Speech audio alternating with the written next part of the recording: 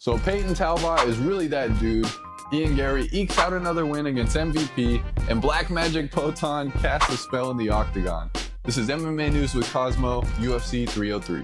All right, third installment of MMA News with Cosmo. Today I am inside the house. It's too hot outside, so I'm just gonna play with him inside. We'll see if this works or not. We'll see if that's way too loud. But first up, we had what I thought was interesting, Rei Tsuruya, a undefeated prospect, winner of Road to the UFC, which was a little tournament that they did with Chinese fighters and Japanese fighters. And he ended up winning the 125 weight class in this. So this is his first debut fight outside of that tournament. And he looked pretty solid, honestly. He had a good fight, a ton of good grappling. And I understand when people don't like wrestling and like lay and pray style, but this was not that. This was fast paced, a lot of scrambles, a lot of submission attempts, some really unique situations that the guys got into. And we saw guillotines, we saw almost a twister finish, which was pretty sick. So a lot of high level BJJ. If you don't like these kind of fights, man, you just don't like MMA in general. And I don't know what to tell you, but I thought it was a fun fight. He looked pretty solid. One thing that I will say is I'm surprised that there's not more Japanese fighters in the UFC. We're seeing Tatsuro retire right now. We got Tsuruya coming up. And for a culture that has such a rich history, you know, with martial arts and with fighting, you know, you got the samurai, you had Japanese jiu-jitsu that is where BJJ kind of was an offshoot and where that art was invented, and judo that came from Japan. So I'm surprised that it's taken this long for us to really get an influx of Japanese fighters. But good to see Rei Tsuruya in there and get a win. So maybe a potential prospect that you guys should keep your eye on for cards in the future. Also, after he won, in his corner was Shinzuki Nakamura, which is like a Japanese pro wrestler. And I think he's in WWE. I'm not sure which organization. I don't really watch wrestling. But he has 1.6 million followers, and he was in his corner. And there's going to be some shout outs there. So he should be gaining some popularity within the Japanese community, as well as he'll continue to build up his name within the UFC. And next up, we had Martin Buday. Just quick segment on him. He's a UFC card collector. He has a pretty nice collection. So I wanted to root for him, wanted to see him win. He fought against Andrei Arlovski, who has the second most UFC fights of all time behind Jim Miller. Still getting it done in his 40s, still out there battling with the youngsters. Buday did get a decision victory. It was pretty boring, honestly, but happy to see him do that so he can get the bonus and get some more UFC cards. Next up, we had the man, the myth, the legend, the guy that's really kind of taken the internet by storm. And we had Payton Talbott put on a really good performance. I've been watching him since his fight with Cameron Saman, and he looked incredibly sharp against Cameron Simon. And so I really was interested in this matchup. I wanted to see, one, can he do that again? Is he a one-hit wonder, or is he legitimately like a prospect that should be taken seriously? He can do it all. He showed us in the Simon fight. He can throw knees. He has good hands. He has kicks. He has power. He has the right thing between his ears, and he has the right mindset to really be a good fighter. He's a negative 1,600 favorite in this fight, which I thought was absolutely insane. And I thought that was, I thought he would win as well, but negative 1,600. Then he goes in, he throws probably 10 punches. The first cross that he throws hits absolutely on the chin, drops the guy like a sack of potatoes. He follows up with some big shots, and it's over. So he's fought, I think it was a 19-second finish, which is like top 5 all-time fastest finish. He goes in there, he does what he needs to do, and then he calls out Adrian Yanez, which I think is a great call out. Stylistically, that's a really fun matchup. Both guys love to throw hands, both guys love to box, and it would really display both guys' strengths, and it would be a fun fight for the crowd, and probably a fun fight for them as well. So I think that was a good call out. Yanez is right outside the top 15 right now. So I think it's a good spot for Talbot. He could beat a guy with some good name recognition, and maybe potentially the next fight after, if he wins against Yanez, would be against a top 15 opponent, and he can start getting into the rankings. So I think he's real deal. He also seems like a cold-blooded killer, man. He's very chill, very calm, but you can tell this guy wants to hurt people. And if you want to be amazing in the sport, I think that does help. I think that really does help, almost being like a psychopath. So that was a really fun fight, and I like the Yanez call out as well. Next up, we had Joe Pyfer. He's a big chase from the 2023 Panini UFC card class. He had a tough fight in his last outing against Jack Hermanson, who, you know, Hermanson in that fight just looked a little bit he was just a step ahead. Did look like a rookie against a vet. But in this fight, he was fighting against a power bar Burial. And I really like the power bar nickname, by the way, but his power bar wasn't big enough in this one. Because Pyfer came in, he controlled the center of the octagon, he pushed him against the cage, he absolutely unloaded some nasty combinations on him. Actually caught Burial in the back of the head, but I don't think that was necessarily Joe Pyfer's fault, as Burial was like exiting off, kind of angling off. He turned like this and then caught him behind the head with one of the looping right hook, but was a fair play. It wasn't any malice or even a penalty or negative at all. It was just kind of how it went in that weird exchange. But absolutely flatlined him. Pyfer, this is kind of his MO, right? He's big, he's strong, he's fast, he's explosive, and he's super dangerous early in the fight. And he did what he's did in the past and showed his nukes that he possesses and his knockout power and his aggression. And afterwards he called out Paul Craig, which I think at first when he did that, I was like, that was kind of an odd call out. But then I remembered that Pyfer is only 27 years old. He probably still has a lot of tools that he needs to develop in order to really get to that next level, especially with some of the wrestlers at 185. And I think that was a good call out for the aspect that he can get a training camp where he focuses really heavily on wrestling and grappling. And I think that will do him a lot of good, especially after that fight with Jack Hermanson, where we saw that is an area that he kind of needs to improve. So I do like that call out. Paul Craig is just outside, maybe 20, somewhere in there. He's outside of the top 15.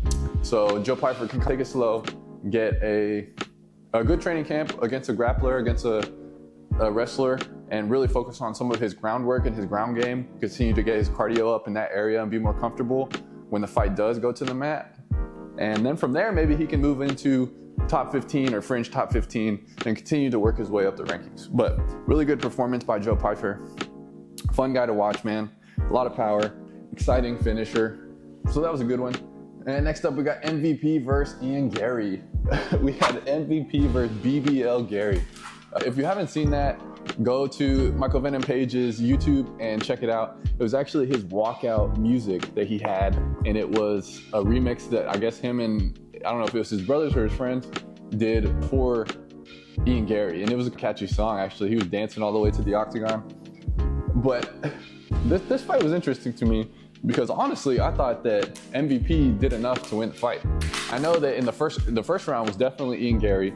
He almost had that choke sunk in and finished the fight. I don't know how he didn't finish that fight. It was fully in.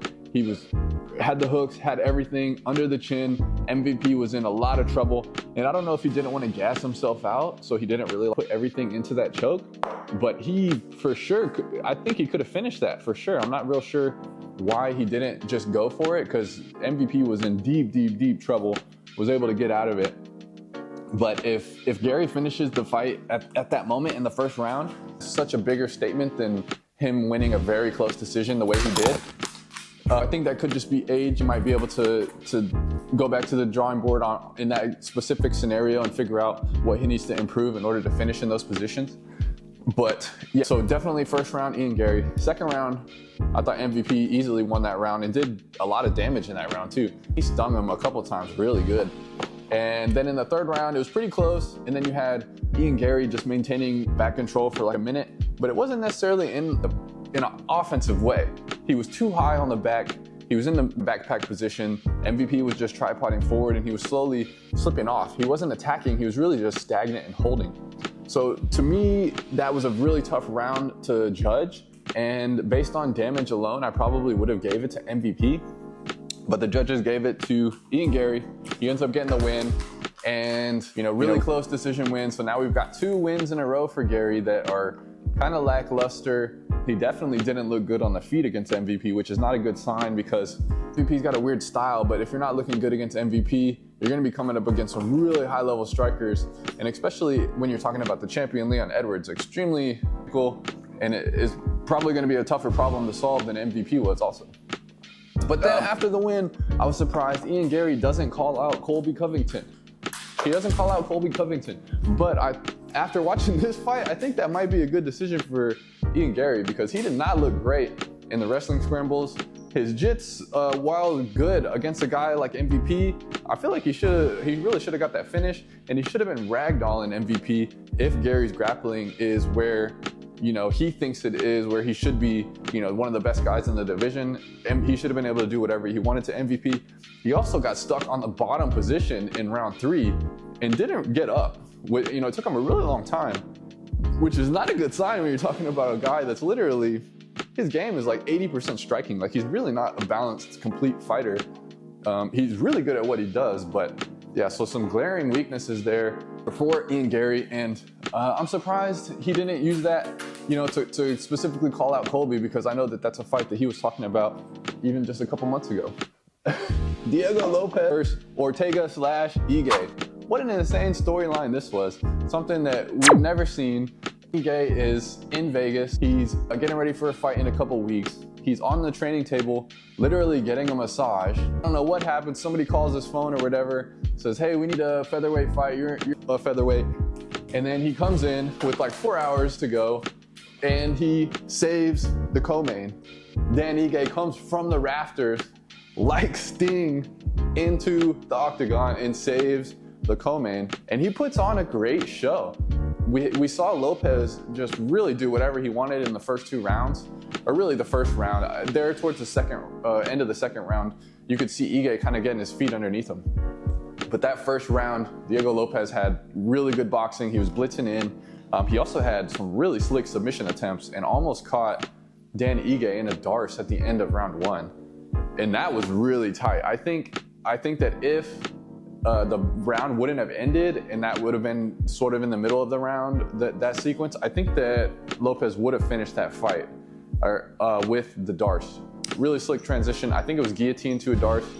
He's smooth on the ground, man. His jits is just next level. And the way he can get into back control from the cage wrestling is really impressive as well. But then towards the end of the fight, Ige was getting him, man. Ige was coming on strong in the 3rd round, and he really ended the fight strong. And I think if he would have got Diego to stand up instead of following him to the ground in the last minute and a half of the fight, I think he might have finished him, because Diego was wilting bad, and he needed a break. And whenever Ige went down to the ground with him, that's all he needed, and he was able to compose himself and hold out to the end of the bell. So Dan Ige is 13 ranked. I think that the UFC really needs to do him a solid, and hopefully he got paid out for that, because not only did he save the card in the co-main, but he also put on a really good performance. So I hope that the UFC can give him a good matchup, a favorable matchup for himself going into the future, and maybe something in the top 10. But he looked pretty solid, and it was a fun fight and a good showing out of both guys.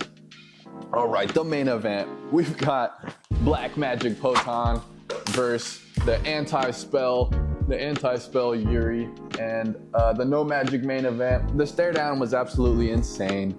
You gotta love it. These two guys are real deal. They're real deal Holyfield, man. They're about that life. You have Amazon warrior and just an absolute caricature, and then you have the meditative monk samurai of Jiri, an absolute character. So like, this is just, it's a movie. So it's like an anime, and you got the anime battle at the end. It was just a great fight. I just love the storylines between these two guys. They're probably two of the most interesting people within the UFC, and especially at this weight class. They're really unique individuals. And we had a really interesting MMA moment where, again, Conor goes out, right? Somebody has to save the main event for UFC 303. And the story is Jiri is meditating in a shed, in the dark, fasting for 72 hours. His manager comes up, knocks on the door. Jiri answers, tells him the proposition, and then Jiri says, if this is what the universe wants. A true Jiri-ism, only he would answer, right? So he takes the call. The build-up was interesting because of the whole Black Magic Poatan. Jiri was saying that he wanted a clean fight. He didn't want no spells, no magic, which is interesting. But Poatan is from an Amazon tribe, and I'm sure they do have shamans in that area. But mentally, I immediately thought that is not good if Jiri is putting this much stock into this, if he seriously thinks that Poatan is enchanted. That is not good psychologically for him before the fight, and it showed. Jiri was very hesitant. He did have a couple success in the early round with the blitz, which is, if he's gonna win, that's how he was gonna beat Poatan. He only did it once or twice, but it looked like he could have had openings both times. Poatan eats him up with the calf kicks. Jiri's super tentative. At the end of the first round, absolutely kills him with the left hook, drops him like a sack of potatoes. Jiri's out, but the round's over. Barely able to get up, goes to the corner. Immediately in the second round, start of it, I think it was 6 seconds into the second round, Poatan catches him with a nasty left high kick, probably breaks his toe or his foot on Jiri's head, and the fight's over. It maybe went a couple punches too long, but honestly, in a title fight, that's how it needs to be. I think me and everyone else, including the fighters, would rather have it be 1 or 2 punches too long than way too early, and Herb Dean let it go. And Poatan does it again, man. No question about it. He's the better fighter at this point. Really great performance. He looked incredible, honestly. I don't think Jiri really got anything significant off in that fight. And at this point, we have Alex Pereira potentially moving up into the heavyweight division to fight the winner of that, I'm assuming. And we have a weird scenario here where we have Jon Jones has half of the title. We have Tom Aspinall has half of the title. Both of those guys are already matched up. Jon Jones and Stipe, and then we've got Curtis Blaydes and Tom Aspinall. So the question is, when would Poatan go up and fight? And then also the second half of the question, who would Poatan go up and fight? And so I cannot wait for this to happen. I would assume Jon Jones is going to retire, win or lose. So in my guess, it would be Curtis Blaydes or Tom Aspinall would be the fight to make with Poatan, Alex Pereira. But we're going to see, man. And it's just a good time to be an MMA fan, honestly. And we have a potential 3-division champ, which is something that I thought would never happen. It's absolutely insane that Poatan was able to cut 185, move up to 205, and in heavyweight, he's going to be the same height and a 1-inch reach advantage against Tom Aspinall. So the ability to cut from this dude is insane. And how good is Israel Adesanya that he was able to knock out this guy? I think that's not being talked about enough. The last time they fought, Izzy had one of the best finishes of all time in a title fight against Alex Pereira, who is now basically unbeatable, but he literally got slept in the last fight against Izzy. So I think that's a cool talking point for both guys, and potentially maybe like crazy super fight at 205 if Izzy can win the 185 title, and then you have Pereira win the heavyweight title potentially, or keep the 205 title, then maybe Izzy moves up to 205. I don't ever see Alex Pereira dropping back down to 185. I think he's just too big, but we could potentially see another rematch at 205, which I think everyone would love. And Izzy does have the bragging rights at this point, so that would be a really fun one. But thanks for watching, everybody. Hopefully the audio wasn't too bad on this with the floor and Cosmo. And also, I'm trying to do a little bit less editing with these, which hopefully it's still entertaining, but the point is just to chill and relax with y'all. And I want it to be more of a relaxing video and not necessarily so much like ADHD going on. But thanks for watching, everybody.